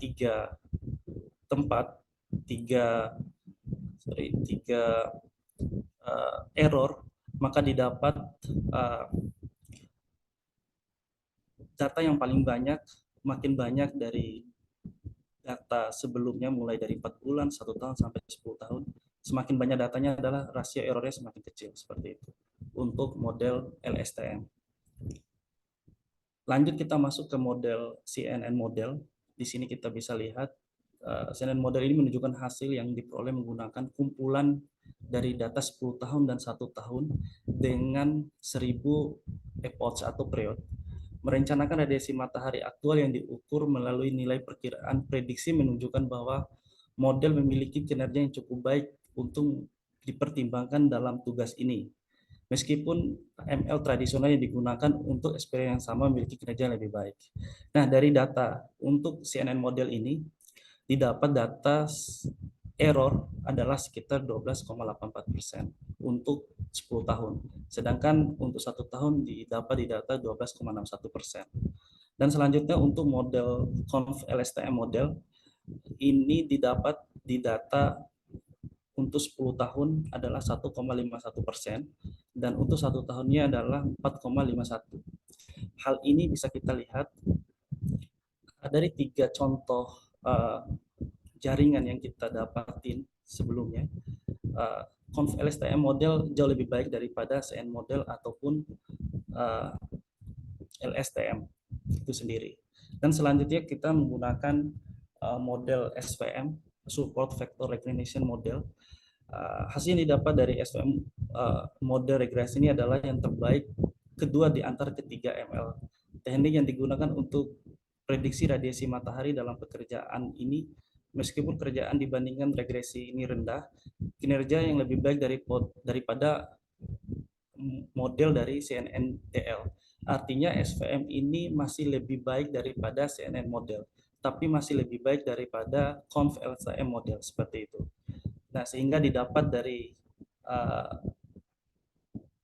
normalis root mean square-nya adalah 7,2%. Dan selanjutnya kita menggunakan model dari SG Post Regression Model. Di sini kita sebagai model prediksi juga. Eksperiennya dilakukan menunjukkan bahwa sebagian perbandingan kinerja lebih baik dibandingkan dengan semua model ML tradisional lainnya yang digunakan. Pembelajaran memberikan nilai dari NRMSE dan MAE paling sedikit antara 3 model mesin yang dievaluasi. Sehingga kalau kita merujuk dari data tahun 2017, maka didapat nilai NRMS-nya adalah 6,34%. Sedangkan untuk model kedua dengan data 2018 didapat 6,63%. Yang terakhir dengan model RF ini lebih kurang bagus dibandingkan dengan SVM. Artinya SVM sedikit lebih mengungguli daripada RF. Meski jauh waktu yang dihabiskan untuk melakukan penyetelan parameter lanjutan penyampaian atau log regresi yang menggunakan bagaimana prediksi sesuai dengan garis set model yang dilatih menggunakan data histori radiasi matahari tahun 2018 saja. Untuk mengukur kinerja model yang digunakan, dilakukan 3 evaluasi metrik yang digunakan, yaitu MAE, RMSE, dan NRMSE. Ini adalah ukuran yang sangat umum untuk variabel kontinu. Sehingga dalam berbagai jenis model jaringan tadi, kita dapat mengambil perbandingan dengan rasio error yang terlihat bahwasanya yang paling baik di antara ini adalah model Conv LSTM, di mana nilainya adalah 4,05% dibandingkan dengan model jaringan LSTM, CEN, XSbox, RF, dan SVR. Kesimpulan yang kita dapatin dari jurnal ini adalah performa model peramalan sangat bergantung pada kualitas data pelatihan, ukuran data, kondisi meteorologi, lokasi perolehan data, dan durasi horizontal penyinaran matahari yang diukur. Yang kedua, performa dari Conv LSTM itu lebih baik daripada model jaringan yang lainnya, sehingga dalam perkiraan radiasi atau memitigasi dampak fluktuasi daya divisoria itu lebih bagus dibandingkan dengan yang lainnya. Itu terbukti dalam data di kota Johannesburg. Yang ketiga, performa dari Conv LSTM diikuti oleh LSTM model DN lainnya dengan peningkatan akurasi yang diamati dari model DN dibandingkan model ML populer yang sudah ada. Penerapannya di pembangkit listrik tenaga surya dapat berarti memasuk daya listrik yang lebih stabil ke jaringan listrik. Ada satu simulasi yang saya coba buat bandingkan dengan sistem jaringan, karena kebetulan juga kita melakukan forecasting ke PLN. Salah satu contoh site kami adalah di PLTS Pringgabaya dengan kapasitas 7 MW peak. Di sini kita selalu memberikan forecasting ke PLN dalam mengurangi dampak kestabilan sistem yang tidak bagus terhadap jaringan, sehingga kami memberikan 3 forecasting, monthly, weekly, dan daily dari data yang coba ambil sampel 1 hari. Untuk monthly sama-sama di tanggal 5 Oktober terlihat deviasinya 3,70%, untuk weekly 1,38%, dan 0, untuk daily 0,78. Artinya seperti apa? Artinya semakin dekat forecasting daily-nya, waktunya semakin akurat dalam pencapaian dari forecasting itu. Dan yang jadi masalah kekurangan kita, khususnya saya dalam menganalisa jurnal ini, kita tidak mengetahui bagaimana teori didapatin dalam data forecasting ini. Biasanya kita langsung mendapatkan datanya karena udah kerjasama dengan forecasting Metalogika. Dia mengambil data dari uh, uh, apa namanya dari uh, forecast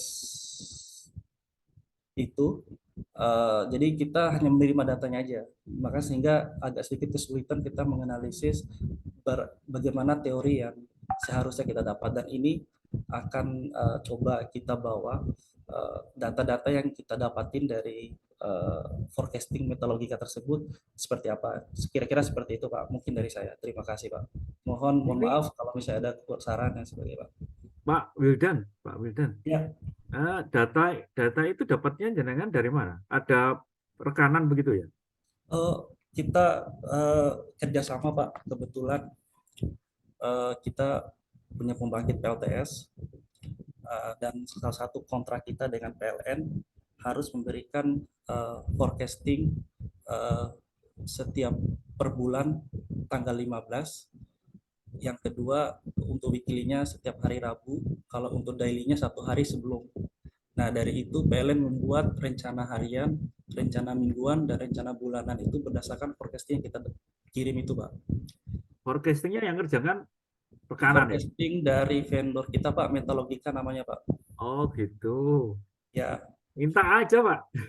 ya siapa? Apa? Ini dari ini kita akan follow up lagi, Pak, Tahu dari nanti. jurnal ini, Pak. Tapi jurnal yang dengan bedah itu kurang. Jadi inputnya apa nggak jelas itu. Betul, Pak. Jadi yang beberapa yang lalu ada ya. Jadi inputnya kan macam-macam. Jadi nanti jenengan bisa menganalisis lebih detail. Jadi mulai dari suhu sekitar, jadi itu juga pengaruh. Kemudian apa kecepatan angin, kemudian nah coba dan banyak itu. Jadi kan itu kan biasanya kalau kita ngomong dengan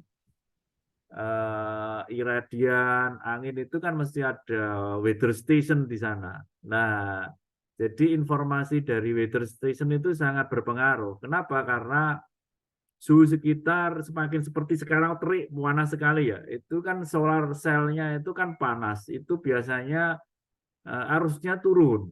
Itu. Jadi mending nanti sekalian kita prediksinya bukan iradian lagi, tetapi ke langsung jadi watt peak-nya berapa. Jadi peramalan watt peak-nya itu lebih clear nanti dapatnya, nanti dapatnya kira-kira kita segini. Betul, Pak. Jadi pembangkitannya lebih enak nanti. Itu lebih pas biasanya. Ya. Nah, jadi itu. Nah, itu mungkin yang perlu dilihat. Terus, nah itu nanti makanya ramalnya bersamaan jadinya. Biasanya meramalnya itu dengan data iradian, data itu nanti outputnya itu langsung watt peak nanti. Ya itu lebih enak. Nanti data lebih real. Ya, Ya. teman-teman PLN di sini kan ada juga ya. Jadi nanti lebih ke sana lebih enak. Jadi jenengan jadi langsung watt peak. Kalau iradian itu nanti masih ditransfer lagi ke watt peak kan. Jadi masih mentah nanti. Jadi proses tambahan, ada proses tambahan.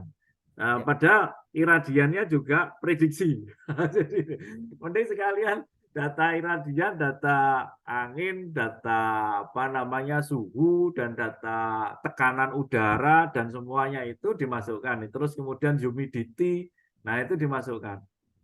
Sampai sekarang masih mengambang ya. Jadi karena kita datanya nggak ada. Apa kalau jenengan sudah di lapangan itu enak itu. Kalau punya data itu nanti bisa menganalisis. Jadi sebenarnya korelasi yang paling berhubungan jadi antara apa namanya iradian kemudian menghasilkan watt peak-nya berapa itu sebenarnya apa saja ya parameternya.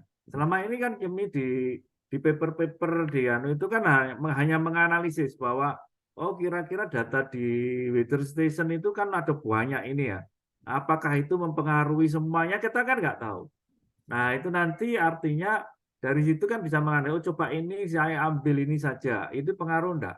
Nah jadi situ trennya akan kelihatan sekali. Jadi analisis nanti kan kita menganalisis namanya analisis per variabel ya. Jadi korelasi antara variabel A dengan outputnya itu bagaimana? Nah, itu ya ilmunya jadi banyak nanti, Pak. Nah, itu jadi paper sendiri jadi. Itu kalau itu sudah dapat itu akhirnya kita akan clear enak sehingga apa? Di dalam prediksi ini kita menggunakan variabelnya A, B, C, D. Kenapa? Karena dari analisis di awal itu adalah variabel A, B, C, D inilah yang korelasinya paling bagus di dalam kita memprediksi itu. Itu.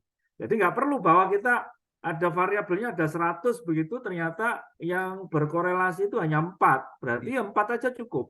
Nanti kita menggunakan inputan 100 dengan 4 itu hasilnya sama. Karena memang yang 96 ini ternyata tidak berkorelasi. Jadi begitu. Nah itu bisa begitu nanti. Ujung-ujungnya bisa sampai segitu. Yeah. Terima kasih banyak Pak. Memang kita semua datanya udah lengkap Pak. Untuk forecastingnya mulai dari irradiance, power, humidity dan sebagainya. Dan juga di weather station kita pun juga merecord itu juga Pak. Kecepatan angin, temperatur dan sebagainya. Tapi memang kadang korelasi antara aktualnya itu dengan analisis data angin untuk performance itu tuh agak bingung juga sih kadang Pak dalam menganalisisnya. Mungkin nanti bisa kita sama-sama analisis Pak. Nanti saya kasih data aja dan sebagainya seperti itu Pak. Kalau ada angin itu kan sama dengan kalau kena anginnya cukup kencang itu kan akan mendinginkan solar cell. Ya. Nah, sehingga mungkin kecepatan angin itu adalah salah satu parameter yang berpengaruh di dalam itu. Karena di beberapa tempat contoh misalkan di daerah Timur Tengah ya pernah saya baca gitu diskusi ya tanya itu. Loh kan di Timur Tengah kan panas. Bagaimana solar cell Anda itu tetap berproduksi 100%? Saya dinginkan. Jadi dikasih pendingin. Oke ya.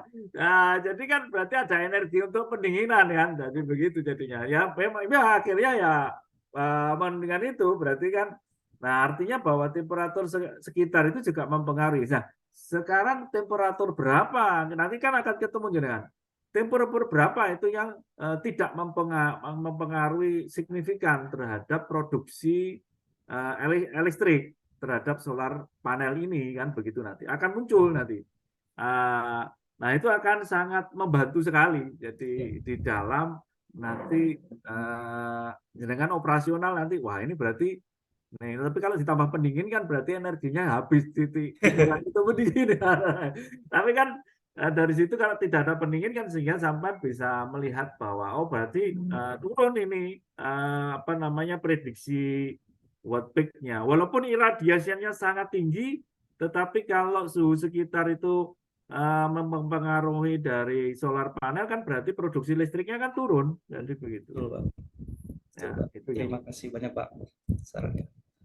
Oke. Terima kasih banyak Pak. Sama-sama Pak. Ya, terima kasih. Oke. Ini untuk teman-teman PLN bagus ini. Baik, ini sudah jam 9. Saya kasih satu lagi ya. Nah, satu lagi. Siapa ada lagi? Satu lagi? Atau sudah cukup? Cukup capek. Ada yang mau presentasi lagi? Satu lagi bisa? Wah, kayaknya sudah capek semua ya.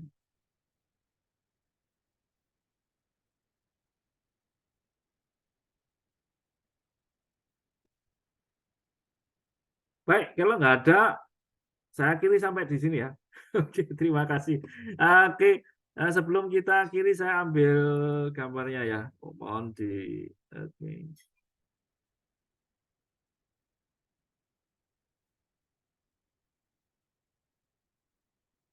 Bentar. Oke. Oke. Oke, keep smile. 1, 2, 3. Oke, keep smile. Oke, terima kasih. Selamat malam. Sehat selalu. Sampai ketemu di lain kesempatan. Terima kasih Pak. Terima kasih Pak. Terima kasih Pak Adrianto. Terima kasih Pak Adrianto. Amin.